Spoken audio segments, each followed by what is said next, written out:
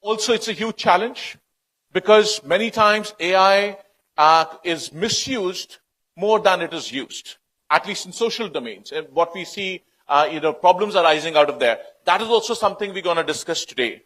And finally, that is why Vision India has brought together on this platform. It's a conversation on how we plan, how we develop, and how we ascend finally. The PDA formula is how we're going to address the challenges of the economy, of the society, and governance. That's what brings us today here. It's a great pleasure that I welcome here today on the stage along with me. It's an honor to have people, distinguished dignitaries from your great city. I'll start with, ladies first. So first, I'd like to welcome Sunila Golapudi-ji. Our esteemed panelist, Sunila Golapudi-ji, embodies the powerful intersection of advanced technology, deep knowledge in Indian performing arts, and a seasoned technologist. She's a thought leader in the fields of artificial intelligence. She's played technology leadership roles at Oracle, Broadridge, Accenture, JP Morgan, and Google. She's also visiting faculty at ISB teaching advanced AI and data engineering. She's a prolific author of books and papers on AI, machine learning, data engineering, and semantic interferencing, with pioneering work on implementing knowledge graphs to enhance generative AI systems. Beyond the corporate, she is an accomplished practitioner and guru of the classical dance form Andhra Natyam and a visually trained artist in Shilp Shastra. Sunila Ji's doctoral research, multimodal generative AI for legacy preservation, is a groundbreaking effort.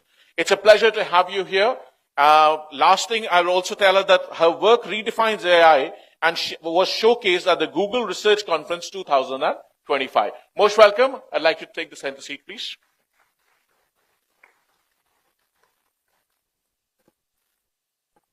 Next, it's an honor to invite Mr. Shiraj Chaudhary-ji. He has been a veteran of the industry for 32 years, 22 years of that in leadership roles. He's been on the board of directors of Jubilant, Carrier Air Conditioning, Bikaji Foods, Triveni Engineering. He has also been on the boards of Tata Consumer Products, Tata Coffee, IndusInd Bank, Air India, TajSATS, SATS India. Advisory positions include Louis Dreyfus, ABN, British International Investments, and he's been a managing director and non-executive chairman of SATS, managing director of and CEO of National Collateral Management Limited, and chairman of the food and marketing company Cargill India from August 2008 to 2018. It's a great pleasure to have you here, Shiraj. Most welcome. Finally, I would like to invite somebody who is almost a local agent in the context. You speak to anybody in Hyderabad, they know the name, and there's a lot of reverence, there's a lot of respect for that name. It's with great joy that I invite Mahankali Srinivas Rao, popularly called as MSR, an IT industry veteran with over 38 years of experience. He's worked as a professional for 12 years, as an entrepreneur for 21 years. He's a great partner in the system. He's been on the promoter team of Network Solutions, which he sold to IBM in 2005, and then co-founded and was CEO of Aegis Networks, which he sold to National Stock Exchange in Delhi. As an ecosystem builder since 2020, first as the CEO of Global Alliance for Mass Entrepreneurship, and then as CEO of T-Hub, India's largest startup incubator between 21 October and October 24. He'll also be an adjunct professor at IIM Raipur, adjunct professor at ASCII Hyderabad, and multiple roles, and also has an MBA from IIM Bangalore. It's an honor to have you here. MSR, I'll welcome you with those words. I now request Honorable Member of Parliament, Rajiv Rai Sahab, to please come on the stage and welcome our dignitaries with a bouquet, please. Can we have the bouquets on the dais, please? I'll request Rajiv Rai ji to start with MSR.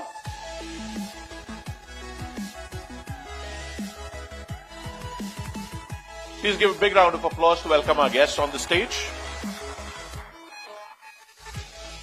Request Rajiv ji to welcome Sunila ji.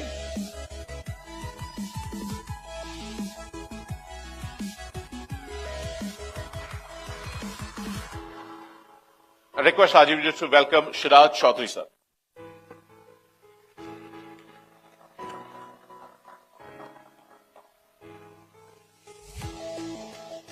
Thank you very much. And with that, I declare this session begin, and we'll move to the dais and start. Thank you.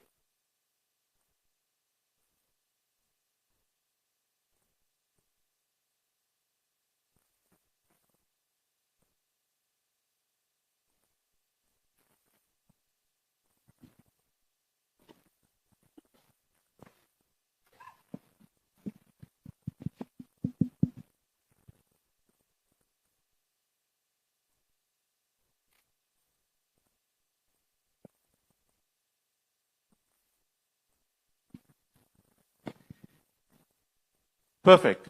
So, there's a lot of talk that everybody, even today, if you read the newspapers, you'll probably find one article on AI on every single newspaper today, right?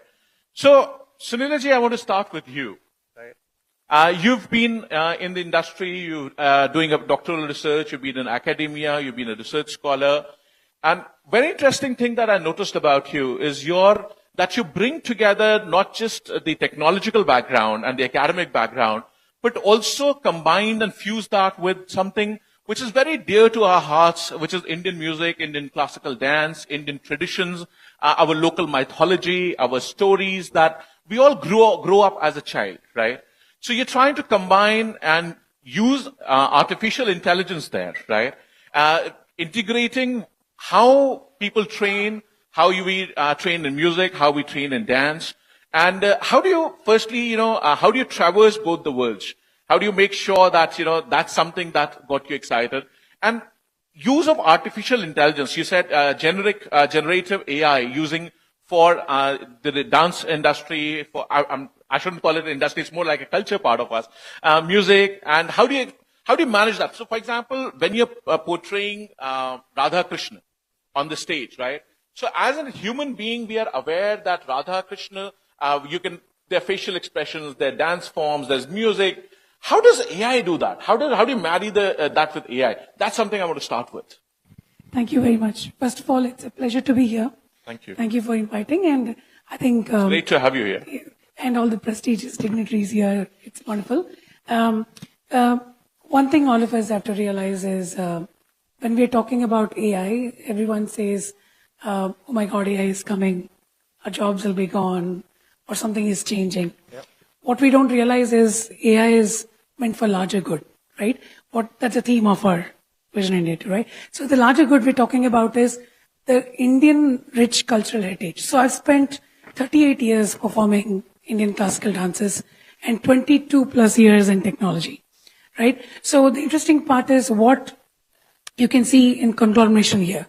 I'll give you a simple example, sir. We've got a lot of people who are learning arts, practicing arts.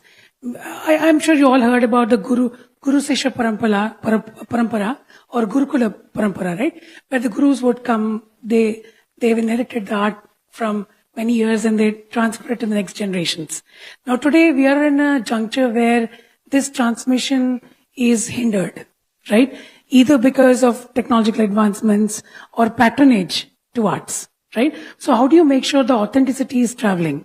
So a simple example I can take is the research I'm doing is more in terms of temple dance forms, right? And this is 2000 years old. So we're talking about from Natya Shastra 200 BCE on all the rules which have come, plus all the gurus who formulated this, all Devadasis who danced in the temple, who followed the rituals, and how can that be, contained and brought together. So if you asked me this question 4 years ago, I would say it's a difficult problem to solve. Come generative AI. So I'll spend 10 seconds about the difference between the generative AI and analytical pieces, right? So we always had artificial intelligence for 50 year plus, right? So artificial intelligence had the analytical part, predictive part, and the generative part. What you're seeing with Gemini or ChatGPT or new things is the generative part. We never thought it could think to generate something new based on what it sees, right? So that's the whole idea. So then there's another acronym I would like to add, which is called multimodal. Multimodal, yeah. Yes, it's MODAL, yeah. Model. So when I say multimodal, that means like the way we are humans, we see, that's vision. We talk, that's speech. We hear, right? That's Yes, audio, right? Yeah. So, and we have to combine all these three things to visualize. Let's say in the audience here today, we've got a 50-year-old great expert in the guru, as a guru, and I perform. The guru can interpret me very well, right? Criticize or interpret. But how can you make sure that all these elements can be combined together, right? The multi-modal aspects can be combined, Right. and then it can be generated. So, bhava, rasa, abhinaya, costumes, right? Footwork, everything. If I do a speed footwork, then it means there's an excitement or aggression relative to this. So you're talking about music, lyrical, the ragas, the tunes used, analyzing that. We're talking about the dancer himself, herself, how they're performing, the facial abhinaya, the body postures, the hand mudras, they're all visuals, right? Or even what story we are narrating, right? The mythological stories, the characters we are playing. Krishna has a flute, right? There's a peacock feather. Right. Bhama has got a golden plate. Or Vishnu has Shankar Chakra, right? So there's a lot of in-depth things. And with the new models coming in, we're able to extract the patterns here. So two things. One is how can I preserve the legacy by bringing these aspects and extract a digitized version of it, A.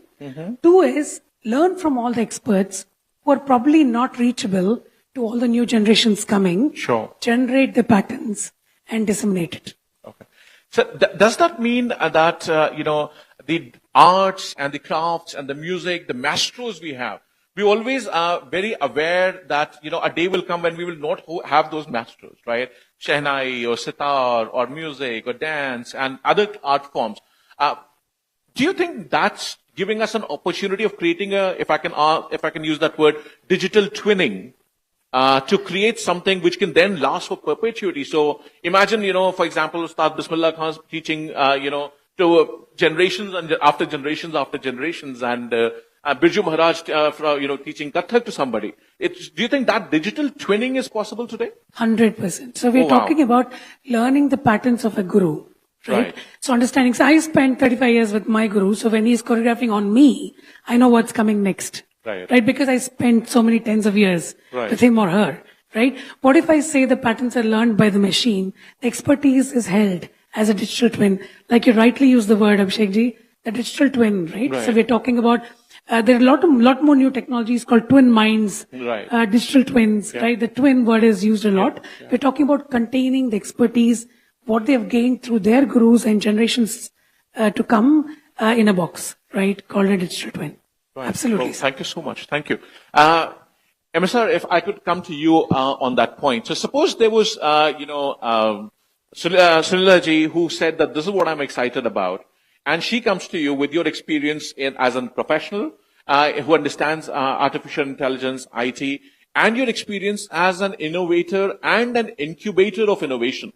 And she says, look, this is what the technology I want to create, and I want to create an AI which will learn this and pass it on to generations, right? As an entrepreneur, innovator, and incubator, what advice would you give her? Or what advice would you give to a startup today if they want to start a company around that? What would you say? Sure. Thank you so much, first of all, for having me here. Really pleasure, first of all, to be talking to you. Thank you. It's a pleasure to have you here. Very eminent people and great audience. Yeah. So I think fundamentally, right, I think when you look at AI, and I think Sunila ji mentioned it can be a force for good. Right? And we also know there could be some downside, but I'm an optimist. Yes. Right? And so I tend to focus on the force for good. Right? And I think what we must realize is, so you go back and look at eras, right? So the printing press, the steam engine, the automobile, we are at that internal point. Combustion engine. Yeah. We are at that point now. Okay. Right? This could be, while Sunila ji said, Alan Turing started his work about 60 years ago, but I think we've reached a point today, right, where this could be really, really game changing. Right? Wow. So that's one. Now, if you think about it as an innovator, as an entrepreneur, particularly in the Indian context, the way I look at it is there are large models, which big companies, we know which companies we are talking about, are building. Sure. But I think there are plenty of other issues to solve. Right? So you think about issues where, for example, there are high friction tasks which need to be done. There are information discontinuities or information blockages, etc. Gaps. So the way I look at it is, first identify what problem you want to solve. Right? Okay. And if you look around us, there are plenty of problems waiting to be solved. Absolutely. And just to take a few examples from the business world, right? So, for example, how can I serve my customers better? Okay. How can I ensure I can accelerate, I can qualify leads which come into a business, Right. as an example, right? Sure. Or how can I reduce the time for prototyping, right? How, for example, if Time you to take market. time to market, or if you take, for example, in areas like drug discovery, right? Companies spend millions and billions of dollars to come up with a drug. Sure. Essentially, it's about patterns, testing, etc. So, can I figure out how to accelerate that process, right? Right. So, my advice to anyone who wants to go down this journey, one is the big companies will do what they're doing. Right. But I think there are plenty of opportunities to focus on issues which are very endemic to India. Indian context. Indian context. Right. And solve problems related to, for example, healthcare. Right. Right. Solve problems related to public service delivery and so on. And so on right? so forth. Right. So that is one. Now, the important thing to remember is it's not about creating a fancy slide deck, pitch deck, etc. But look at what problem you're solving and what success will look like if you solve that problem. What impact are you looking to create, right? So, for example, look at, in a commercial context, how do you, basically two things, right? How do you increase revenue? How do you lower costs? Right. And how can you do more with less? Okay. So if you focus on that, Efficiency as a factor. Right. So I think there are two parts, right? You're a prof, I'm a prof. So one of the things I think which we talk about is you have to do the right things and you have to do things right. Right. Right. So I think in both sides. Both sides Both sides of the equation. I think AI can make a difference in your becoming more efficient and also becoming more effective. Okay. So focus on The problem. Right. Right. So And define your problem very clearly. Correct. Right. Right. And people ask me why is there such a high mortality rate among startups? And I think fundamentally it is about identifying the right problem Okay. and then going after it. Whole hog. So you mentioned 2-3 points here. I'll just pick you up on that. So you compared it to electricity, you compared it to ICE engine, you compared it to the printing press, the Gettysburg at that time. So is it something what, just to draw on the corporate lingo, what Andy Grove called that we're looking at an inflection point? Do you think AI is the next inflection point, or what Clayton used to call disruptive innovation? Is it going to disrupt a lot of industries? Do you see that? Yes. I was this guy called Sulaiman Mustafa, right, who works for a company which competes with with Sunilaji's company. But I think he's a pioneer and whatever. So I just finished at the fag end of that book, and clearly I think it can be game changing and transformative in pretty much every aspect of life, right? Not just, we talked about healthcare and whatever, but I think pretty much in every area. So, for example, think about aging is going to become a significant issue for us. Indian population. We pride ourselves that we have a young population, But not for long. But not for long. Not for long. Right? True. That demographic dividend. The way China is struggling today. Right? So I think it can be as I said, a force for good. Right. And provided we put in the right kind of guardrails across and address some of the issues which I'm sure we'll talk about. Okay. The bias issue, data sets and privacy and so on.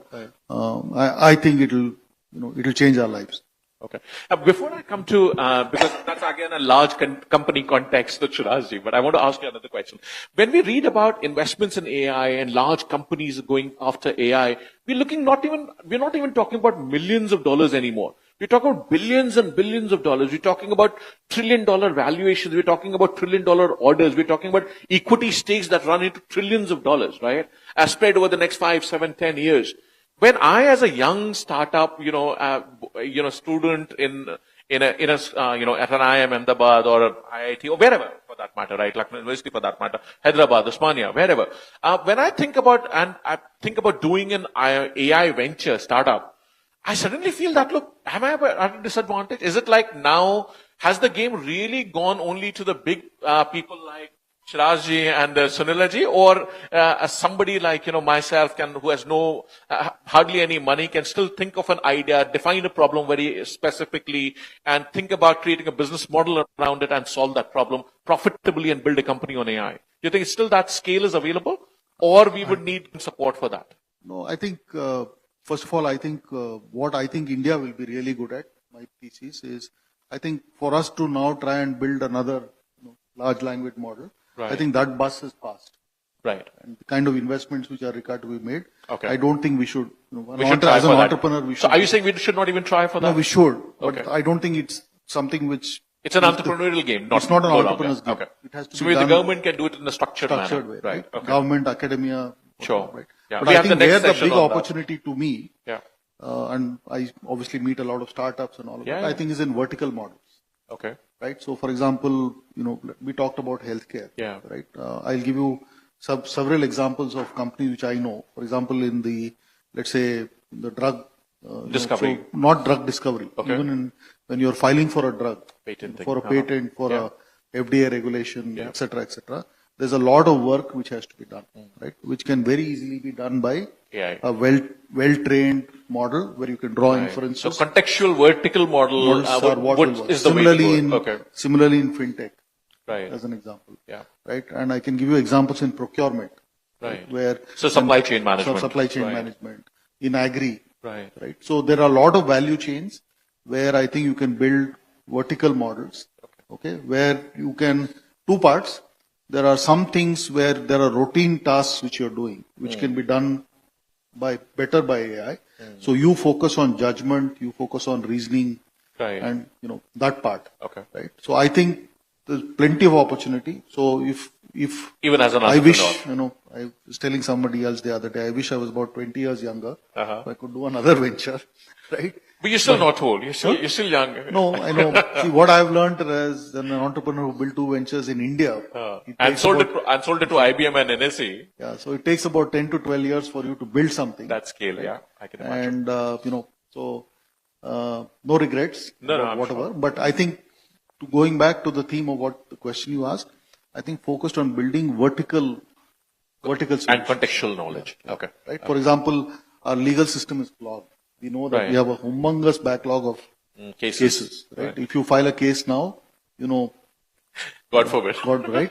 So focus on those kinds of issues which you can solve. Okay, perfect. I think you've created absolutely the perfect pitch. I'm sure Shiraji couldn't have got a better pitch than that, right? Absolutely. So he talked about agriculture, vertical knowledge, right? I just want to add before, and you have a huge background, right, from ITC to leading Cargill for a decade in this country, right? The largest players in the world. Just tell me this. So he talked about vertical knowledge. So how do you think about AI at Cargill? That was fine. If you were still at Cargill, or if you want to go back, or if they were invited you back, for a CEO training session, and said, "Tell me what I can do at Cargill vis-a-vis that, and vis-a-vis AI." Second question is, MSR mentioned about almost contextual knowledge, right? So something that we call technologically RAG and VAG, verified augmented reality, and that agentic AI. How would you think about, so if you were leading Cargill or ITC or any of those companies today, how would you create that contextual pool and that vertical depth of knowledge and utilize AI there to make a difference, not just to the company, obviously firstly to the company, as how would you run the company, but also to the economy as well. And second question is, what internal changes would you be faced and forced to implement in the company today because of AI? How would you think as a leader, as the CEO, as the chairman, what changes would you implement today because AI has come up? So, I'll take a step back. Sure. And when I entered the industry or agriculture, there were not too many professionals. So I used to define it that Indian agriculture was actually a tripartite agreement between God, government, and the grower. Right. And the villain That's well was said, yeah. and the villain was the trader. Oh. And that was reflected in our movies, where you had the trader exploiting the farmer, and enough movies of that time. And so when we came in, we were the industry. So the trader was replaced by industry, and industry had to then bring about the improvements in how these three elements worked. And most of it was about de-risking, because the biggest risk taker actually is the farmer. Is the farmer, yeah. I mean, he's exposed to all the elements, he's exposed to government policies. So a lot of company efforts were really about de-risking, and because the base was risky, so any company trading in commodities, supplying products, was really about what price you were buying it. Maybe the prices fall after that, or they go up, and that was the whole challenge of managing these companies. That how do you buy low and sell high, and get it right all the time? Yeah. So replace the trader and become a larger trader. Now the difference is that the trader was still a small guy. Industry had an image, stakeholders, a global image. So you had to be looking. You had to be looking good also. So. But that was not only about looking good. It was about, how are you going to make all your stakeholders successful, because you couldn't, and that's where technology came in. 25, 30 years ago, we used to wonder that, in India, which had at that time, 65% of the population dependent on agriculture, less than 2 acres of holding, how will we ever get to address the problems of Indian farmers? But today with technology, and that's where AI has come in, it has essentially come in to de-risk agriculture. And the challenge will be not really in creating technology. It will be about carrying that technology. And that is where the companies are focused on. So right? What would Cargill do today on that? So we actually did this in 2004, which is said that, okay, we are going to be procuring directly from the farmers. So we set up procurement centers, which was then obviously technology wasn't as advanced. It was disseminating information to the farmers, being present where providing farmers with inputs where the farmers were. And that worked on another logic. If you notice, I mean, that's the trend, that a farmer sells everything in retail, sells everything in wholesale and buys everything in retail. So that's the worst scenario equation to be in, right? So we had to change that, which is when large companies could buy in wholesale and give it to the farmer there at that price at his location. Now this was all manual at that time. Where technology has come in and where companies are now adept. Now in terms of the data, just the basic farm level data is today where AI is coming in.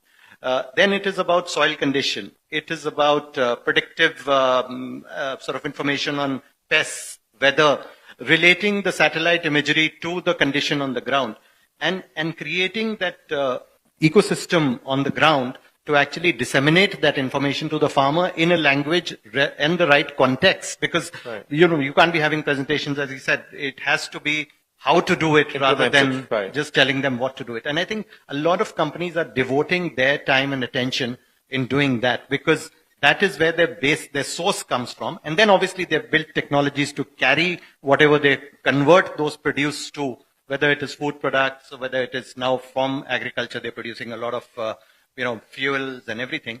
That is where the technology piece is coming in. So what do you see, the second part of the question that I asked, what do you see is the internal dynamics changing within the company, for example, any company, we could call it any company for that matter.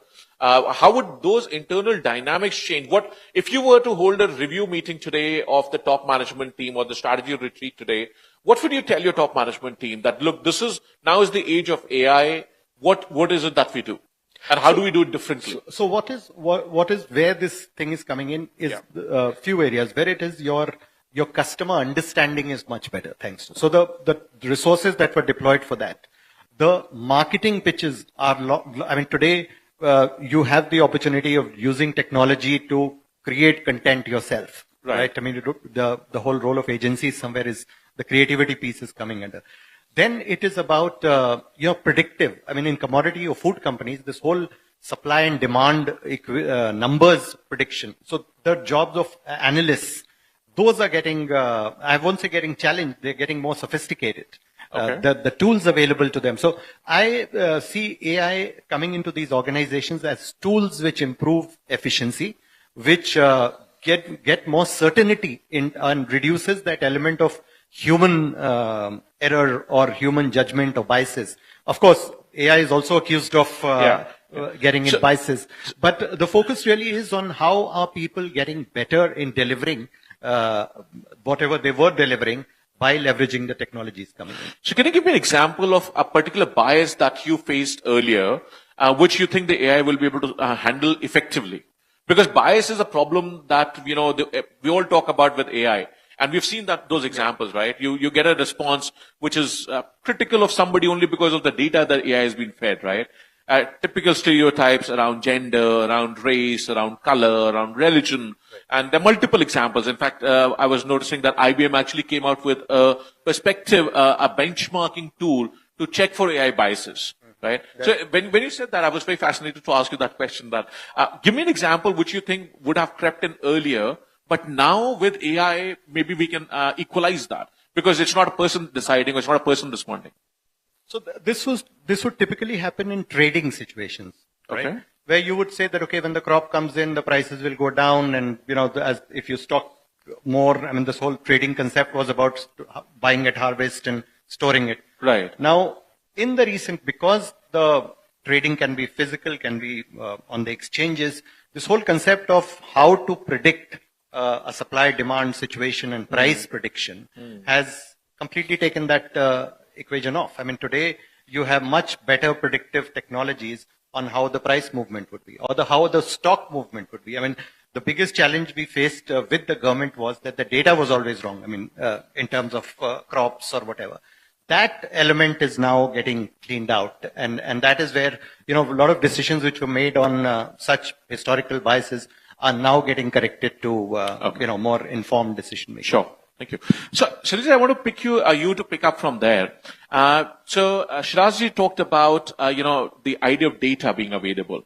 And your work is on data, AI, ML, generative, and matching it to the human context as well, right? Think about the idea that, look, when he talks about that, the data is much better available. We can talk about removing biases, much wider scope, organizations getting larger and larger. Do you think it's a game now only for large players to play? Is it, again, because I want to come back to that question with MSR as well, but how do you see that role of data evolving? And do you think there could be a democratization of data? And also one thing that he said, which, I'd like to pick up on, the government data was always wrong, right? So how do you, how do you react to that? Why would I say that, what gives me the confidence today to say that, look, that past data was not really right. Today, maybe we are getting better data. Do you see that problem when you work in your PhD or in your company as well, right? Yeah, no, absolutely. So one important thing is data is everything. Right. So AI is just an insight on top of it, generation output on top of it. True. The better the data is, the better the output is. Right? Garbage in, garbage out, right? Exactly. Old traditional Absolutely. IT wisdom, Absolutely. right? Yeah. And the same thing applies out Right. here. Yeah. So there are many more mechanisms. So what we call is in the entire AI journey, the effectiveness of the AI prediction is directly proportional to the cleanliness of data. So the word we use for this is authoritative sources. Right? So am I getting this? Yes. PAR. Yeah. Am I getting information about you from LinkedIn, or am I getting information about you from your website? Am I getting information about you from the IAM profile that you have? Where am I getting information about you? Right. Abhishekji, right? Right. So authoritative sources is one part. Right? Two is now there is a larger initiative in every firm. It's not about big, small. It's about how do you qualify the data. So there are three terms we use. One is called authoritative source.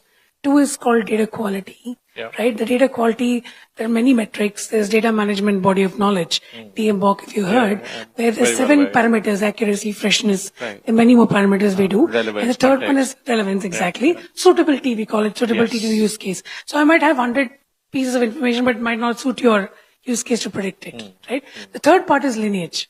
So once I generate the insight, the lineage, can I track back to which source gave it? Lineage equal to in mathematical language, explainability of it. Explainability, Yeah, totally. So these are three aspects. And it's of the highest paramount importance. Building models has become very easy nowadays. AI itself is building its own, writing its own code. Now, but AI cannot clean your data. The focus is more of clean data now. So, MSR, have you also had this concern over the years that the quality of data coming out from this country is really not what it should be? For example, Shirazi commented, Sunilaji commented on that. And recently, we have had this concern not just in agriculture, what Shiraji highlighted was what IMF has been saying about India's economic data, GDP data, loan data, earnings data, the debt data, and we almost have one of the lowest data reliability, credibility rankings given by IMF to the national data that the government of India puts out, to the finance ministry puts out. When that data gets challenged by an institution like the IMF, and you get one of the lowest categories possible for a sovereign nation, and we have concern from practitioners, both seasoned practitioners across industry, one focus on agriculture, the other focus on IT, multiple companies, Accenture, Google, so on and so forth. Do you share that link, and how do you see that problem solving in the Indian context? No. So clearly it is an issue. We can't wish it away, and we can't. But just let me add one more point. If data is a problem, then everything else becomes problematic, right? Because all our AI output is on that data. Then how do you trust that? Then in the viewers, the entrepreneur community, the question becomes about trust. How do you trust what is being told to you? Sure. I think Sunila ji talked about a couple of things. One is explainability, second is verifiability, and third is lineage, right? We have an issue, right? Okay. But the way I so look you at agree it, that India has an issue? there is a definite issue. Okay. Let's not, mince words. Let's not skirt around the problem. Right. We have an issue. Okay.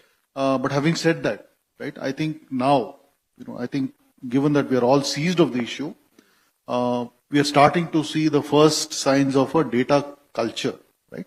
So, for example, if you take Aadhaar as an example, right? The first large-scale institutional effort where whatever 1.4 billion people, you have some source of, and again, I don't want to... Which the Election Commission is saying you can't trust now. I'm not getting into a debate. But that's an institutional response by Government of India. Election Commission of India is saying you can't trust that data. That's why I said I don't want to go there because we'll get into... But now you're skirting the issue. You just said we don't want to skirt the issue. Having said that, I think we are starting to see, for example, if you take health, there's a particular initiative which the government is doing, the National Health Digital Mission. So we are starting to see the first building blocks being put in place, right? Commercial data, there have been obviously entities like CMIE which have been doing a wonderful job for a long time. Right. It's an evolving culture. It's a thing which will take some time, but I think clearly, one thing which is clear, ground rules, is if the data quality, and data is what you're going to be training your models on, if that isn't good, some of the inferences which you'll draw may not be the most appropriate or the most right. So I think this is something we understand. It will take some time, and obviously we also understand sometimes there are quote unquote vested interests which may not be interested in ensuring that the quality itself is high. Right. But I think this is something where it's, I think Victor Hugo said this in a different context. This is an idea whose time has come. Right. So clearly, this many initiatives. So, for example, a lot of the work which you've seen around the open stack, starting with UPI, etc. Right. I think we are starting the ONDC and so on. Yeah. So these are all initiatives where you are looking at public good, creating a digital, open public platform, infrastructure. Yeah. So I think we're making progress at the risk of treading on a few toes. On a scale of 10, we are compared to what we were a few years ago. We are maybe right now at about 4 or 5. Okay. And we will get to maybe 7 or 8. 7 or 8 over a period of time. Okay. Right? Good things take time. So yeah, Rome was not built in a day. Very true. Very true. Shirajji, you've experienced it from both sides. I'm sure you've seen policy implications, and when you talked about predictability of analysis, you talked about predictability of the market prices, you talked about predictability of the stock and equity. How do you handle that situation when there's a shock in the environment? For example, tariffs imposed by America, right? So all of a sudden, You had your predictive analysis, you had your equity markets, you had your performance reporting to the board. Look, we're standing at an X factor price valuation today. In 3 months' time, my stock market is going to be X plus 1.5 or 1.3 or whatever that is, right? The market is going to be for soya beans so much, for pulses so much, and so on and so forth. And suddenly you've got a market shock like tariffs coming in, right? Changes the world overnight, topsy-turvy, or, Russia attacking Ukraine and lots of supply chains getting blocked, right? Shipping routes getting blocked because, some country decides to do something. How do you respond to that? What guardrails and grills, if I can use the terminology from AI, what GNG would you like to put in place to respond using AI on that perspective? So, a typical corporate response to a shock would be that what's the opportunity there? Right. So it is like saying that, okay, if there is a problem, there is an opportunity to get there. Yeah. But this is what we do from a strategy perspective, is in terms of scenario planning. And that's where the information or the data that comes in is where the quality improves. Initially, or in the past, it was all about people's experiences, that this can happen, 20 years ago this had happened, so what can happen now, kind of a thing. Now the responses are backed by much stronger evidence, and that's where assumptions are backed by more stronger evidence in terms of data history. And again, the quality of data, but here the quality of data is much better, I would say, where events have happened, how did the dollar move when something like this happened, or what were the, other, which are, like today we are facing this environment, which was talked about for the last so many years, has made organizations pretty resilient and prepared for war risk, weather risk, geopolitical risks. So, and what technology is actually doing is reducing the human element in it and making it more fact-based and measurable, which is essentially saying that, okay, this is the quantum of impact which can happen, or this is, how it will be mitigated. Right. So listening to what Shraji just said, a couple of questions arise from that. Firstly is when you're talking, so typical going back to scenario planning instituted by Shell in 1950s for digging up oil wells, that's where the process of scenario planning took off, right? So, the idea, again, there are assumptions, right? How do you model the future into that? Can the past really predict, explain the future? Or can it maybe not predict, maybe not explain, maybe can it soften the impact? Can it give you a direction? For example, dollar pricing was something that Shiraji brought up. Can you say that suppose if we were doing a certain part of the economy differently, and if we had diversified a market somewhere else, and if there was a market which is larger than the United States or equal to the United States, then maybe the dollar would have behaved differently, right? So, yes, I agree there's a lot of value in scenario planning, de-risking, risk strategy, registers.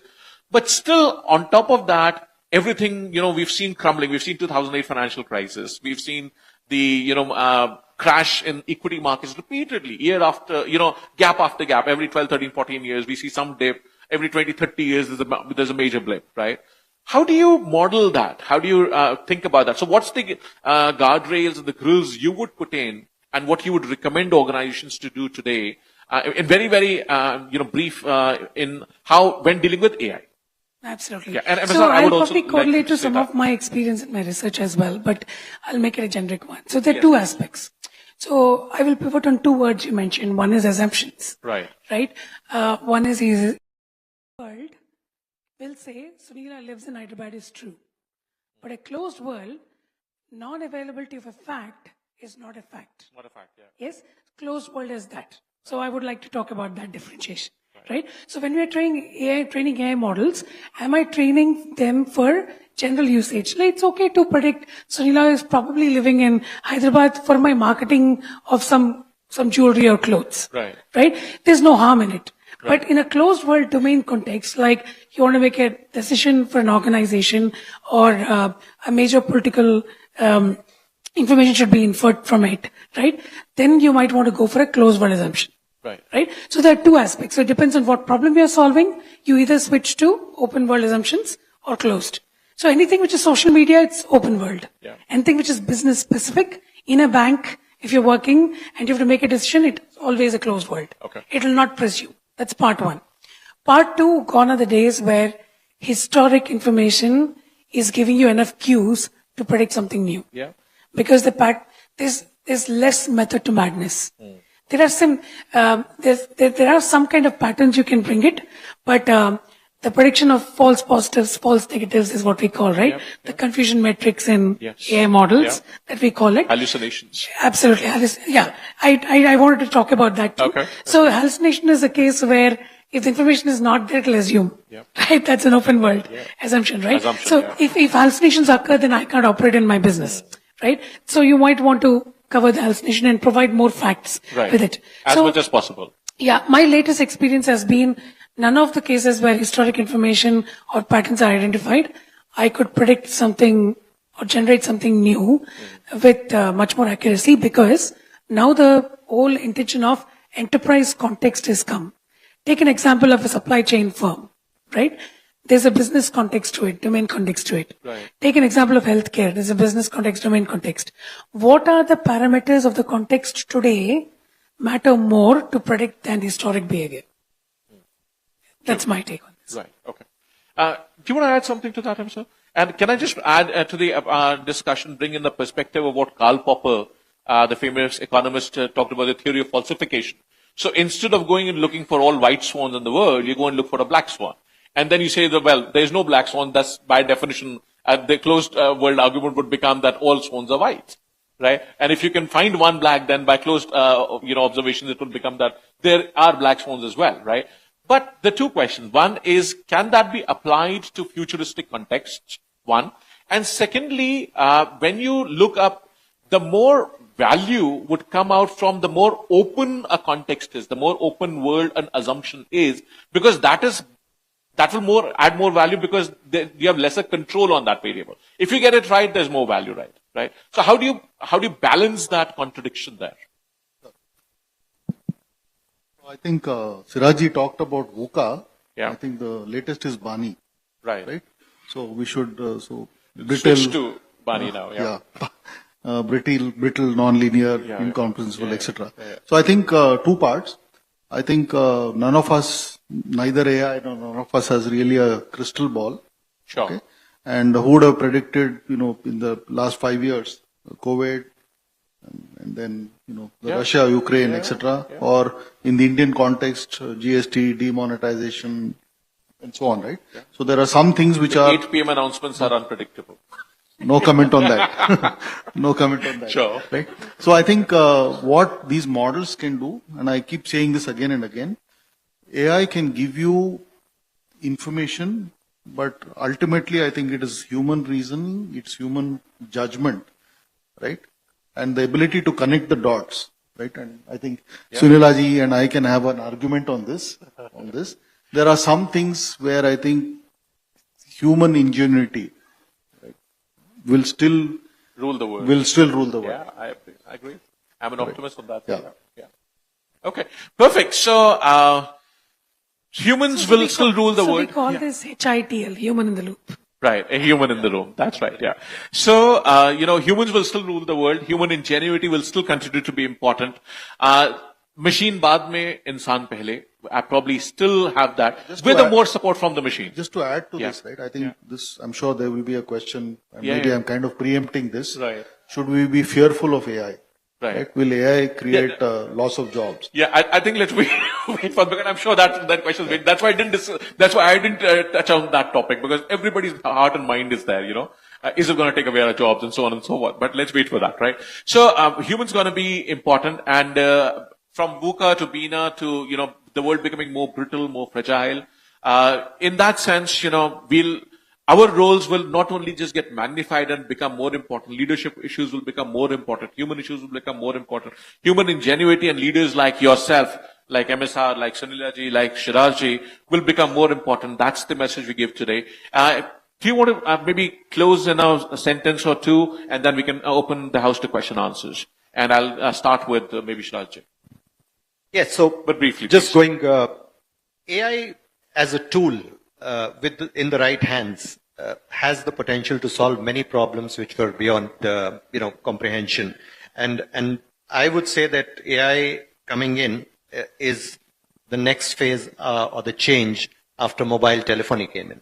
And I think that's where we stand. It has great usage, but it can make a lot of negative impact. Thank you. Srinaji, some brief comment, Yes. closing statements. Yeah, sure. See, overall, I feel I'm very optimistic, and I see a lot of positive side of AI. What I could not think even 1 year ago, we're able to uncover with many things. I think we should look at what kind of potential this would give in terms of uncovering new capabilities which will enhance and improve our own life.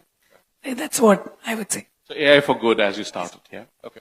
MSR, closing I remarks. think just quickly, right? So when you think about, every job we do has a list of tasks associated with it.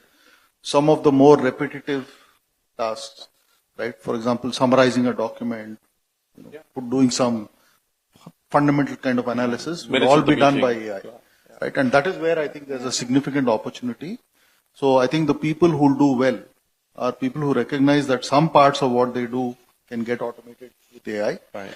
But that also gives you an opportunity to say, listen, so we will need people who can frame the right questions. Yeah. Ask AI the right questions so Yeah. we can draw the right inferences. Inferences. Second part, I think, is AI literacy.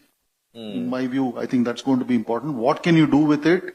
What can you not do with it? Or what should you not do with it? Right. Is going to be Very really, important. really important. Okay. And the third part, and I'll give you an example. I was talking to a company which went and hired from some of the IMs. And one of the things their HR head told this guy is, listen, when we hire you, we are not hiring you. We are hiring you plus 3 or 4. We have subscriptions to these 3 or 4 LLM models. Right. So Right. we're actually hiring 1 plus 3. Right. Okay. Right. So learning how to So learn how to use that. learn how to use that, and this human AI collaboration, Right. HAI. I think is going to become very important. Right. Perfect. Perfect. So thank you all so much. And let's open the house to questions. We have a huge team here and we still have time. We can take at least 3-4 questions here. Yes. Could you please somebody carry the mic to the gentleman there? And can I just request not to repeat questions? Yeah. This is Divakar with Red Fire Creations. It's an enlightening session and a lot of information flow. We have discussing about the Vision India. Mostly in the AI perspective, this is the disrupting world. We are doing, I think, always downwards within the domestic sort of things. What is the global perspective? What are the initiatives that it's an opportunity for us to take the leadership? We lost the manufacturing era to China, and there are so many things with AI and with IoT, with robotics, and so much of transformative technologies and the resources available. What are our initiatives towards the global leadership in terms of preventive? There are so many things which can we think of. Can we orient some of those conversations towards the global sort of exposure, what we are doing for the leadership? Thank you. Right. So basically the perspective should be global as well. That's what you've said, right? Is there a question as well? Okay. And do you want to ask, whom do you want to ask that question? MSR, can you just answer that question, please? I said, I think there are plenty of opportunity. We are a unique country. 20% of the world lives here, right? And so when I think about opportunities for India specifically, I mentioned this, there are plenty of high friction areas. We have very large, small and medium, close to 40, 50 million SMEs. One, we have 22 or 23 registered languages, right? We have a very large public service delivery infrastructure. We have lots of data, so data annotation, etc., are plenty of opportunities. Healthcare, for example, which is something which I am very passionate about. Yeah. The opportunities for healthcare triage, etc. Yeah. So I think there are plenty of things where, for the global south, I think we can be a leader. We can let the big guys do what they are doing, but we should think global, act local, and solve local problems. Okay. Well, thank you so much. Any other question we have? Yeah. Okay. Maybe we can get check. Good morning. Thanks a lot. It was pretty enriching and educative session on this. Most attractive word or keyword is Vision India. is, So yeah. my question is, by the way, I'm Suresh.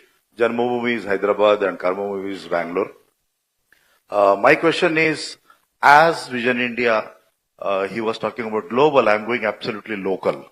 Okay, what is that couple of things we can do for tier 2 and tier 3 cities? Okay. Okay, because I had been in urban world and I see this is not real. 90% of India is actually non-urban. So I would like to hear from any of the three panels or all the three. What is that No, one initiative?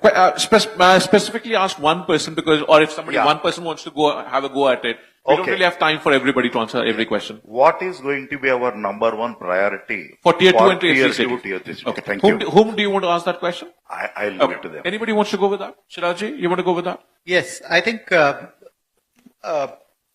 the tier 2 and tier 3 and even lower, I would say that the challenge for the country or the opportunity for the country is that how do we retain the population, the young population in those places and give them opportunities for growth there.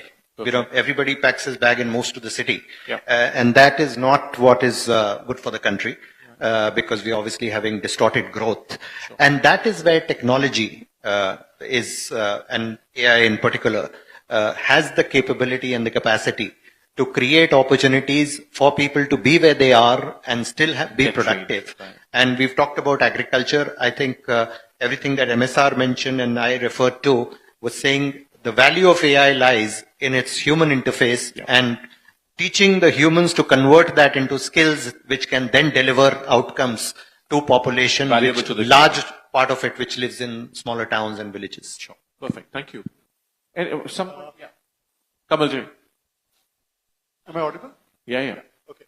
Sir, this is to Siraj, sir. In an AI-driven parametric insurance, this is on the farmer's case, right, where the question of did an event actually happen, and specifically to climate disasters, which farmers go through on a regular basis. Is in India, is parametric insurance has become a safety net for the farmers, or is it still an elegant idea which is yet to find its ground? How would you see it is that? actually working, and there are live examples of that. So typically it's a three-way measure.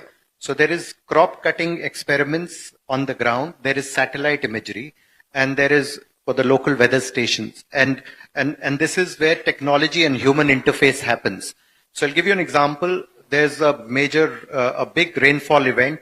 A farmer will claim that his crop has got destroyed. When the water recedes, the crop is better and bigger, and there's an insurance claim. How does an insurance company verify it? It takes the before and after pictures and is able to say that, okay, your plot still looks good, so where is the crop destruction?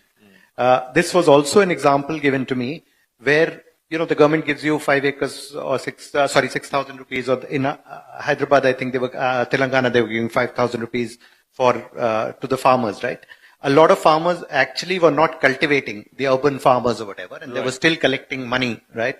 Now through satellite imagery, you can actually check which plots are being cultivated and which are not, and I think they're changing the policy to do that. So this is where technology, human interface and policies actually come together to make the system efficient.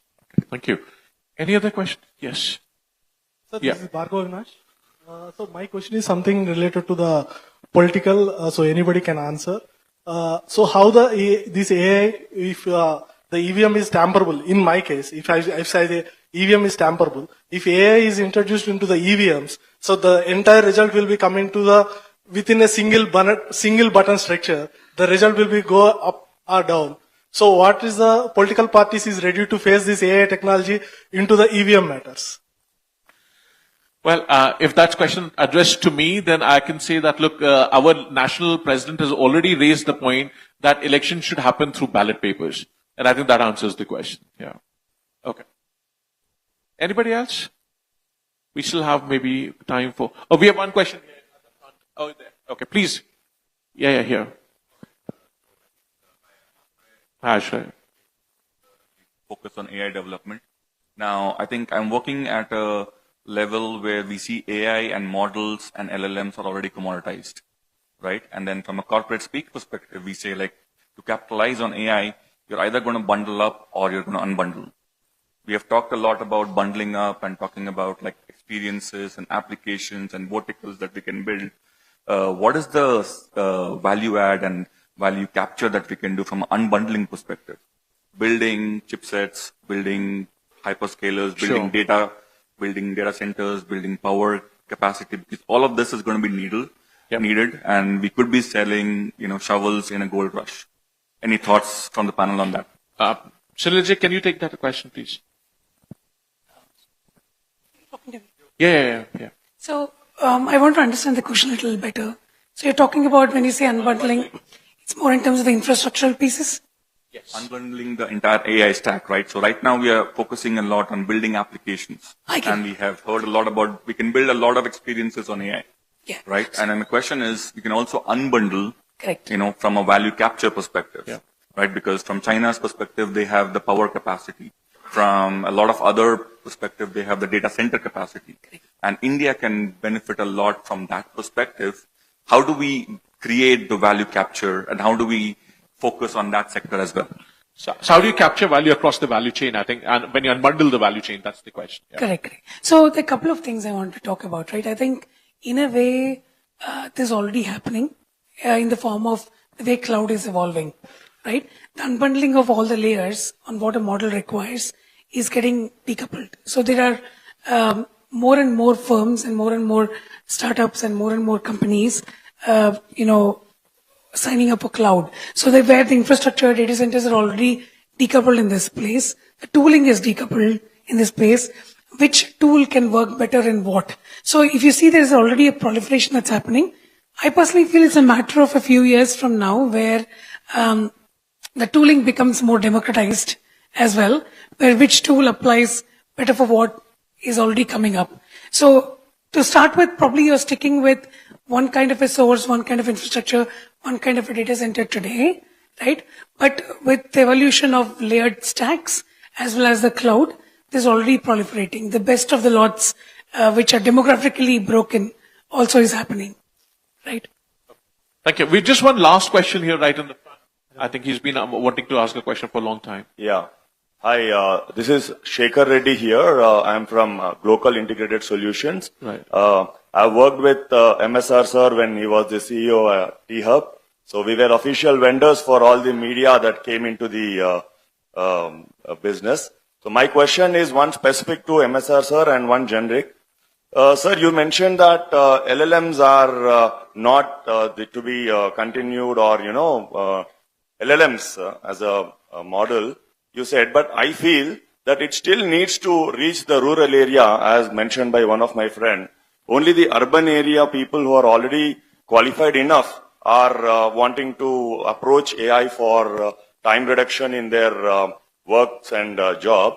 But as mentioned by Siraj sir, for farmers and for rural area, it needs to be taken much into the ground level at rural area is my feeling, and that's where my company Global is working on LLM. And also, the people who got trained in our platform have developed tools which you mentioned needs to be focused as solutions. One is to handle the front office for big companies as an AI chatbot, and the other one is to use AI tools to better market using AI tools. These two models have been developed by my team. So I think we are working on the local solutions, giving a solution to the global. And my general question is the data protection and data quality. So I think for governments which are not willing to maintain the websites in transparency, where are we going with the data quality? And is government really ready for sharing that and filtering that data is my question. Thank you. Yes, I think the government is ready, and we've heard the question loud and clear. It needs to percolate to the ground level. That need is felt, and I think I can answer on behalf of the panel that that's something that we wish you good luck with, and I'm sure it will do a better job. Thank you very much. With that, we close this session. And there are any regulatory bodies coming up on AI? And let's all we're thankful to the panel. Thank you so much for being here. And let's all welcome, join our hands in welcoming for the super session, Honorable Sheikh Shadowji. Most welcome, sir. Honorable National President, Samajwadi Party, former Chief Minister, Uttar Pradesh, Member of Parliament 5 times.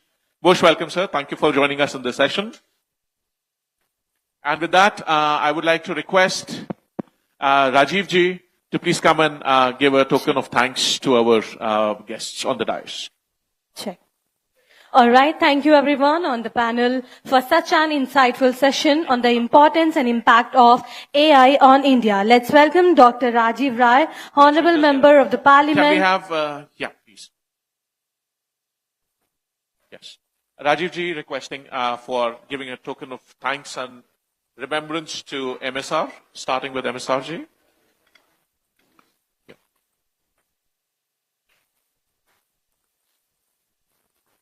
Thank you very much.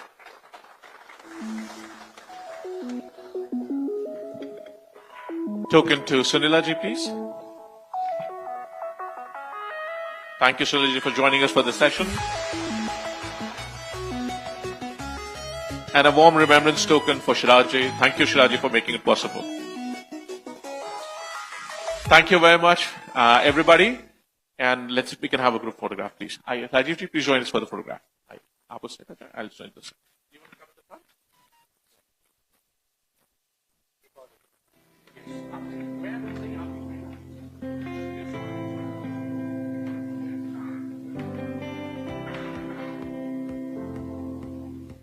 Thank you very much. Thank you for being here. Please come.